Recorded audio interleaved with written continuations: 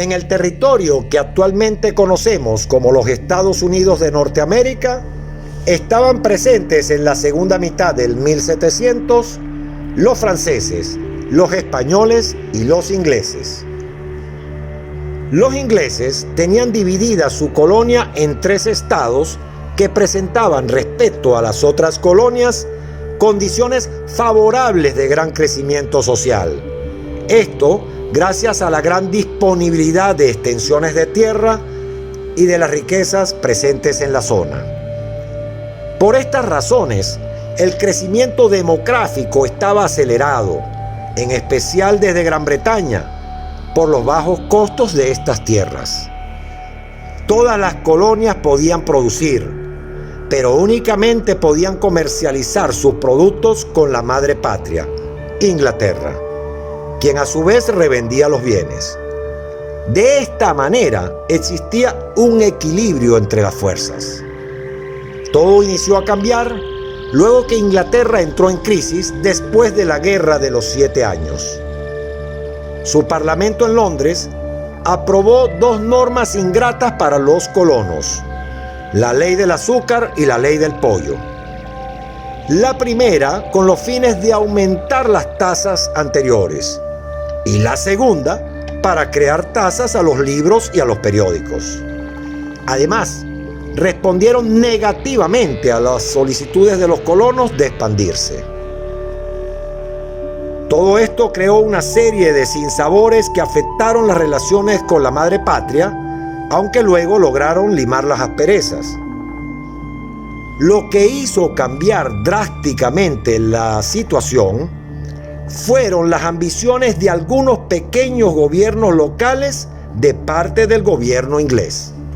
Hicieron circular un eslogan que inmediatamente se hizo popular: ningún impuesto sin representación política.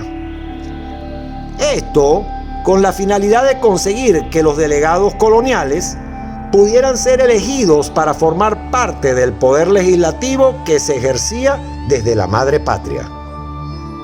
En otras palabras, que las colonias fuesen entidades políticas con paridad de derechos.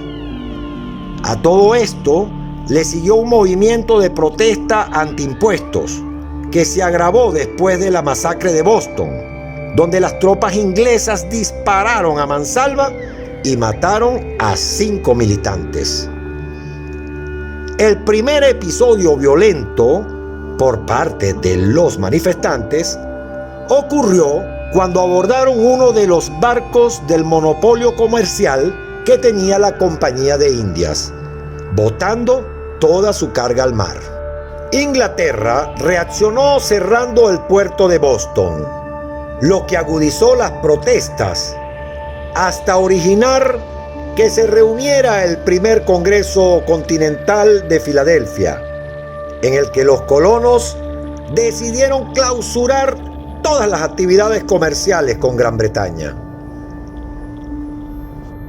Luego de un enfrentamiento entre los colonos y el ejército inglés en el año de 1775, se reunieron nuevamente en el segundo Congreso Continental, el 10 de marzo de ese mismo año. La orden del día fue la lucha armada y se decidió formar su propio ejército, confiriendo el mando del mismo a George Washington. No hubo que esperar mucho para que el monarca inglés decretara como rebeldes a los colonos, luego que dicho ejército los enfrentara en las cercanías de Boston el 17 de julio de 1775. De inmediato, los colonos sostuvieron otra asamblea, esta vez en Massachusetts, y en respuesta a dicho decreto de Jorge III, proclamaron el derecho a la resistencia. Se iniciaba a gestar una guerra de liberación nacional. Pocos meses después, el 4 de julio de 1776, en el tercer Congreso Continental en Filadelfia, se aprobó una declaración de independencia presidida por Thomas Jefferson. La aprobación de la Declaración de Independencia fue un evento de extraordinaria importancia, no solo para la historia de los Estados Unidos de Norteamérica, sino en general para la historia de la democracia, porque afirma este documento la igualdad del hombre y la inviolabilidad de sus derechos. Además afirma que la legitimidad del poder reside en el consenso y en ausencia de este, los ciudadanos tienen el derecho de rebelarse. Gran Bretaña dispuso de inmediato un ejército de mercenarios de aproximadamente 30.000 hombres, cuando los colonos apenas disponían de una pequeña armada y sin preparación alguna. La ocupación inglesa demostró en New York en el año de 1776 la superioridad militar, pero inició a revertirse esa situación cuando sorpresivamente los colonos obtuvieron una victoria importante en Saratoga, que marcó un cambio radical en el conflicto.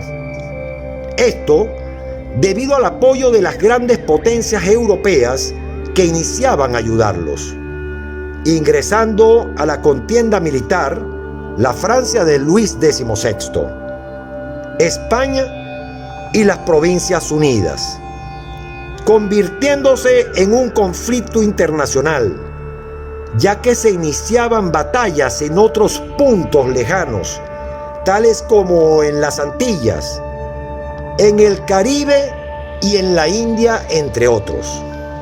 En otoño de 1781, el ejército francoamericano acorraló al ejército británico en la península de Yorta, Virginia, obligando a los ingleses a rendirse el 19 de octubre.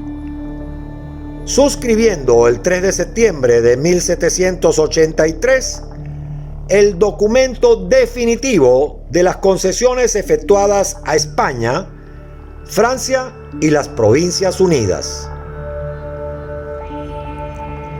Después de la guerra, las colonias debían darle forma y constituir un estatuto nacional. Para ello, se reunieron en Filadelfia desde el 25 de marzo al 27 de septiembre de 1787, con la finalidad de darle forma a la Constitución Nacional.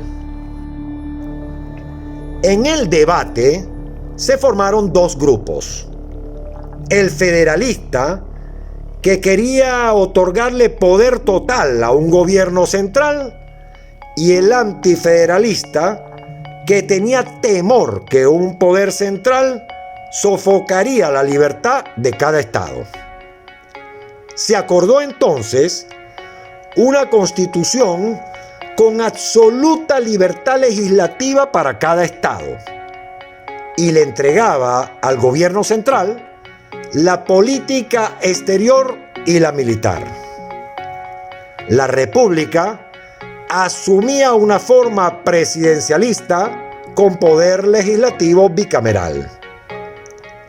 El presidente ejercería el poder ejecutivo por 4 años, con derecho a nombrar los jueces de la Corte Suprema y la designación de los miembros de su gobierno.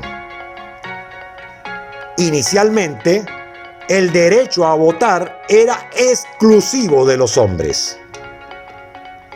En las primeras elecciones, en el año de 1789, ganaron los federalistas, que llevaron a la presidencia a George Washington, quien fue reelecto en el año de 1793, gobernando hasta el año de 1797.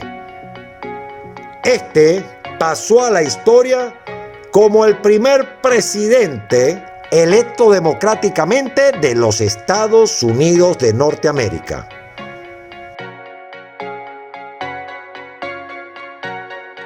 Hola amigos, de nuevo aquí en nuestra cita dominical. ¿Qué les pareció la democracia de los Estados Unidos de Norteamérica? La más antigua sin interrupción hasta el sol de hoy. Queremos saber desde dónde nos estás viendo, porque queremos investigar la democracia de tu país y documentarla para todos. Coméntalo aquí, estaré pendiente uno a uno de todos los comentarios. En Efemérides, la historia en un clic. Hasta la próxima.